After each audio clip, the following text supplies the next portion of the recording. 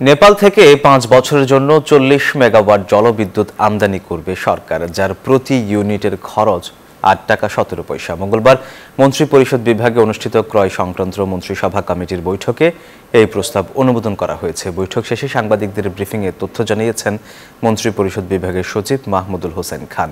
তিনি বলেন, ভারতীয় গ্রিড ব্যবহার করে বাংলাদেশে আসবে এই বিদ্যুৎ। ভারত হয়ে ওই বিদ্যুৎ আসবে বলে ভারতকে ট্রেডিং মার্জিন হিসেবে দিতে হবে ইউনিট প্রতি 0.059 রুপি। ভারতকে ট্রান্সমিশন খরচও দিতে হবে, তবে তা এখনো নির্ধারিত হয়নি।